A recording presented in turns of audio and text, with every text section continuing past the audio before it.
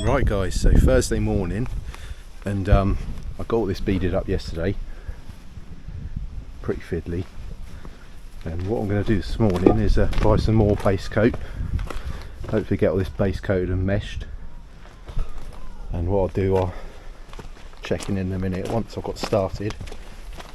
I'll show you how I'm getting on. I'll show you a bit of me laying on some base coat. So what I'm going to do is I'm just going to ever so slightly dampen these down. You don't really need to, but it's going to give me a bit more time, because ideally I want to lay all this area on before I put the mesh on. Sometimes you just do one roll, one width of mesh at a time, and then just try and keep a wet edge. But we'll see how this goes. Prime your board. Or does it end up on the floor? See?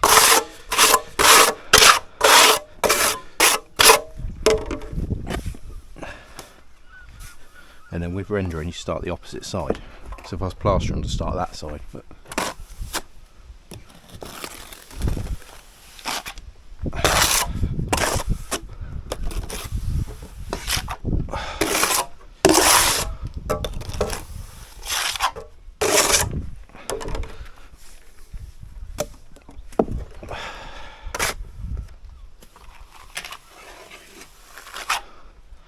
I want to try not to get any on the seal, so I'll go around and clean it.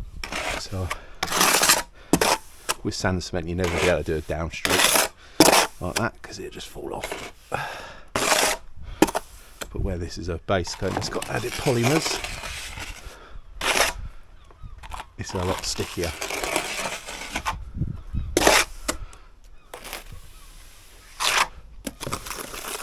I'm working on my own as well, so I kind of just keeping the mixing stuff near me.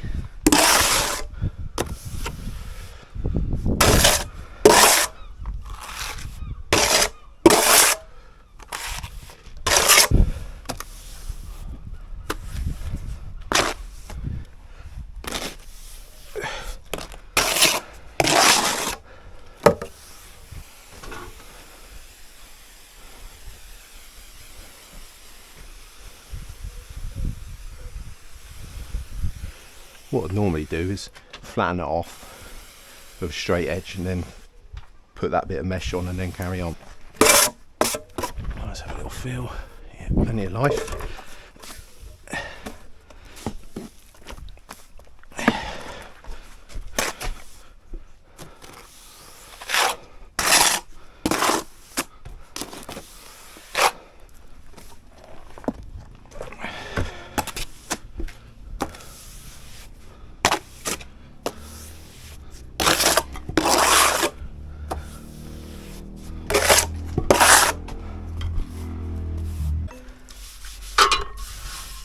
Right, wet edge, straight edge down.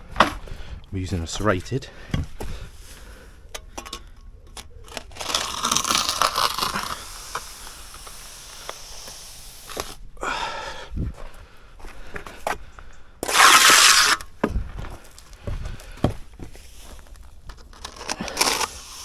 Even pressure.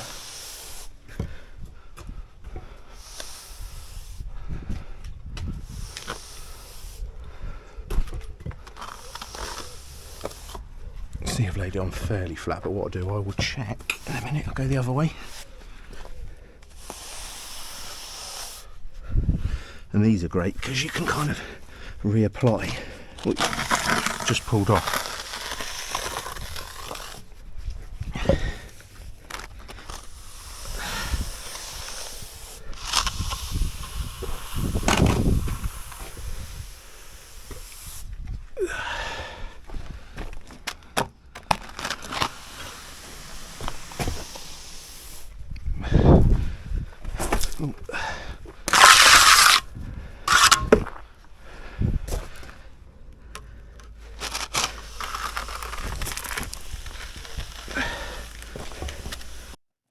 This, so just it's quite hard to get. See that?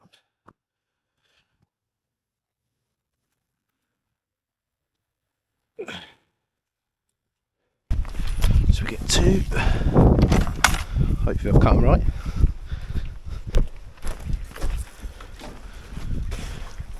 Well, I've got gloves on here, so these I'll just chuck them in the bucket. So what I'll do, I'll use my fingers, try and hold it on like that, and then I'll try and straighten it out a little bit. So what might happen, I might have to just trim that top piece. It's a little bit long there, so I don't quite cut it quite straight. But I'll just get it on, and then I can trim down the edges. See, that's running out.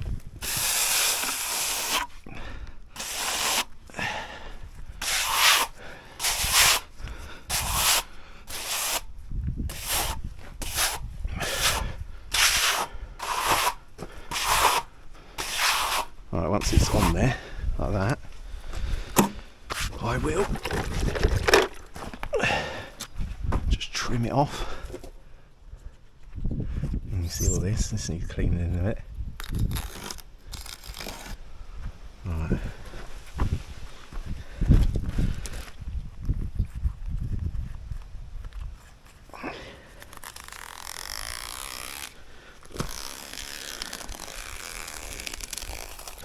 So let's bed this one in.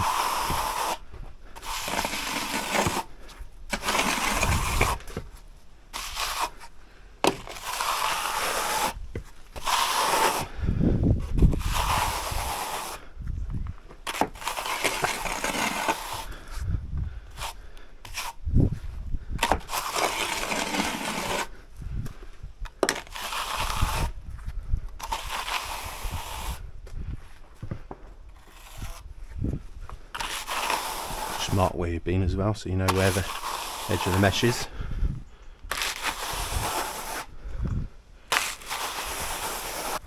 Right, that's the edge of the mesh, so we need to do about 100 millimeters.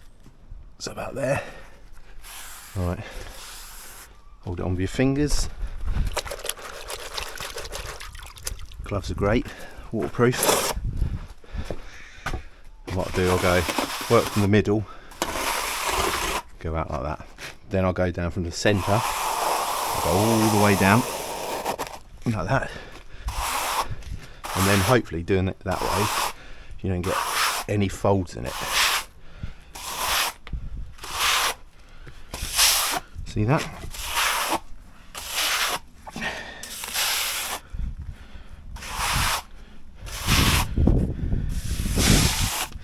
Oh, I didn't need to cut that one. Right, what I'll do then is I will try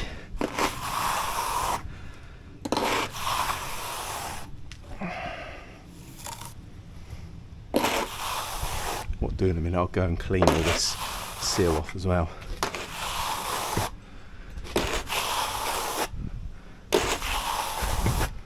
This stuff does skin over after a while.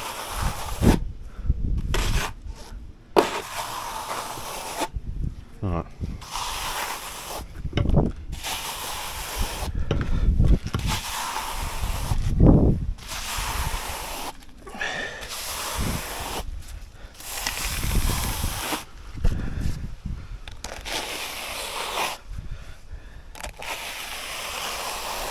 Let's push it in a bit.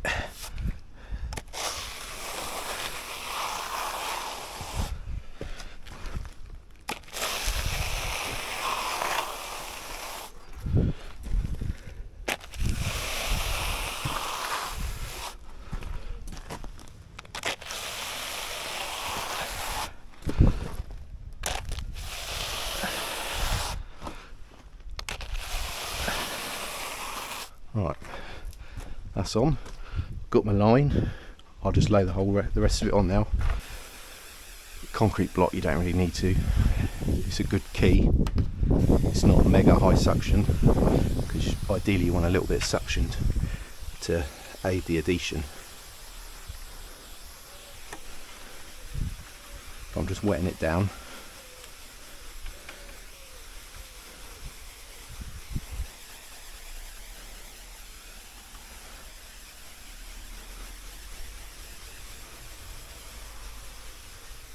just to help me out really,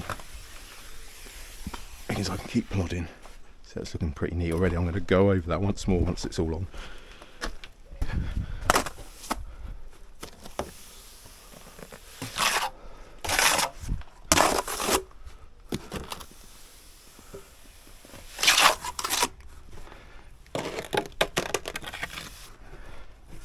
Squeeze some in there.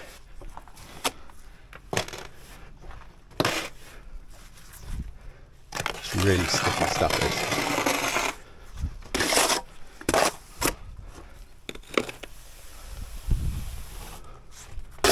You see there's a high spot there.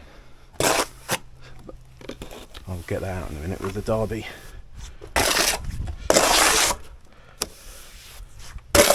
It's thick there as well, can you see it?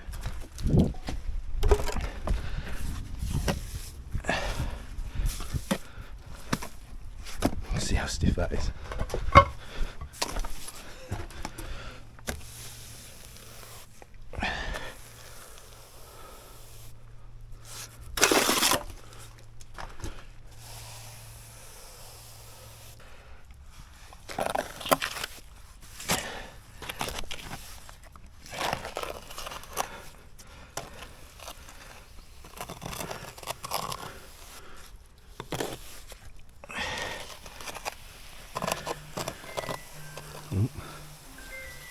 Right, I can't answer that.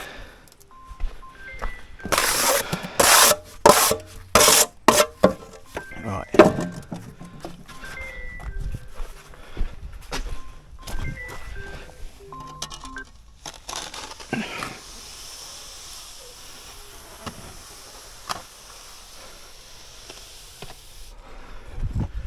You can see how heavy I laid on. And there's more to come off yet.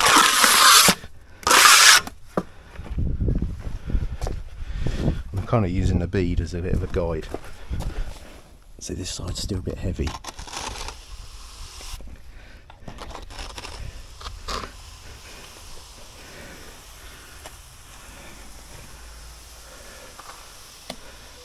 See, I've opened up the angle to take it off.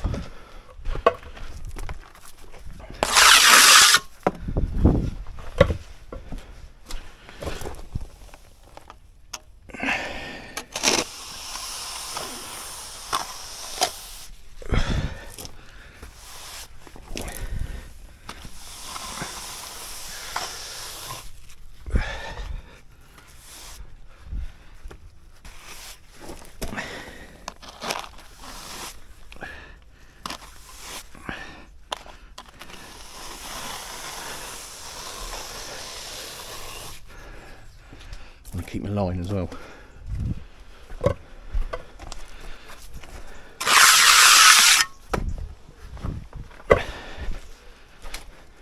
So there's dishing.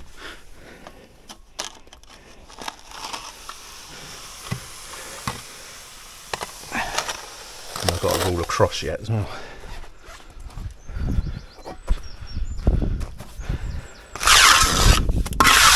I told you I'd fill the bucket back up. Right.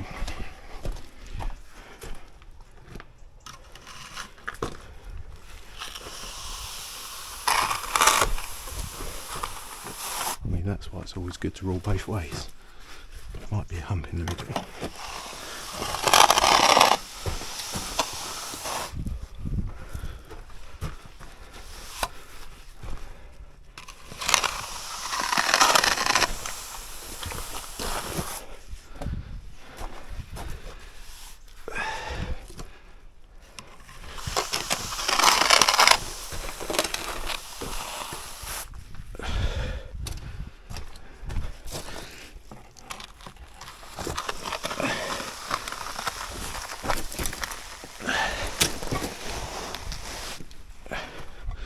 See how much I've taken off,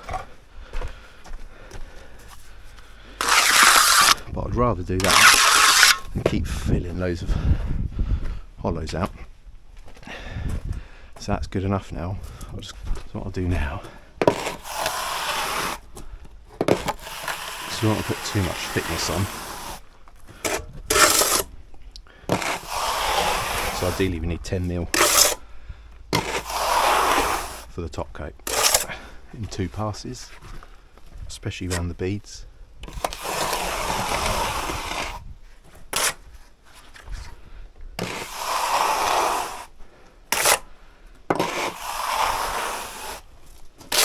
So I'm just taking off the excess, shall I say.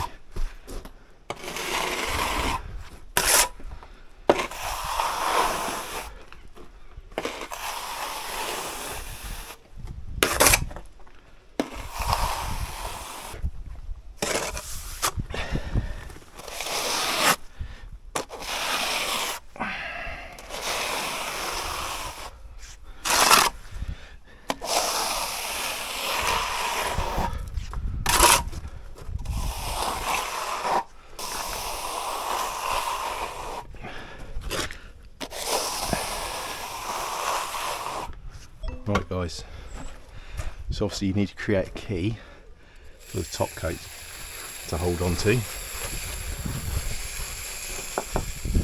So what I'll do that first, and then I'll go around and clean all the edges before I start anything else, and I'll just know it's done. And I'll always come back later when it's dried a bit and go across the edges again.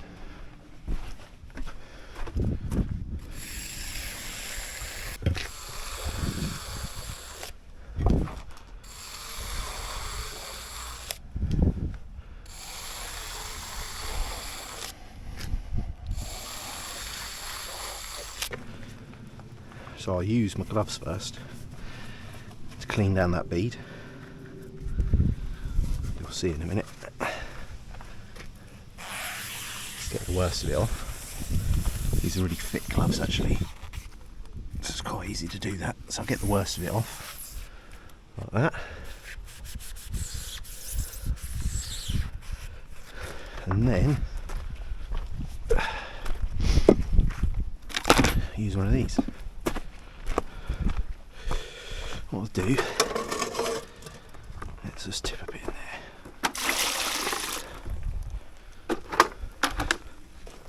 Right, I'm actually going to go along the top first while the water's cleaner. Is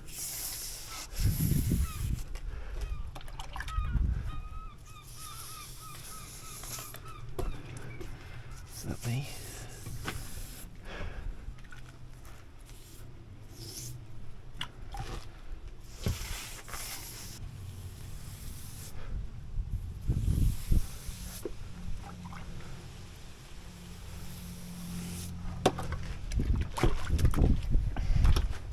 Obviously this side's wetter, so I've got to be careful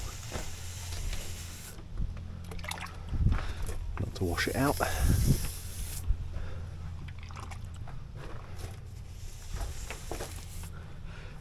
But all these steps are really important, unless you want to spend ages trying to clean it off when it's all gone off. That edge I'm going to leave, and what I'll do very carefully, I'll just knock the edges off when it's dry.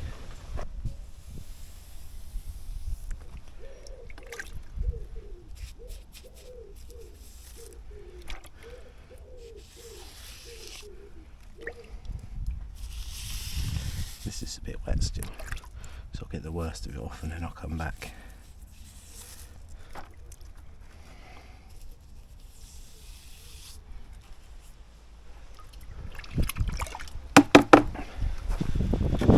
Right.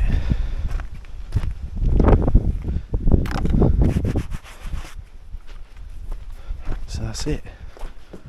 That's how you do your base coat.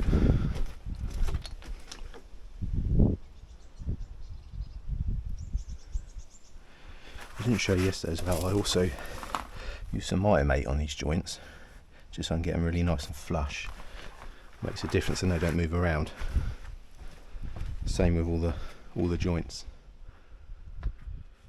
Right.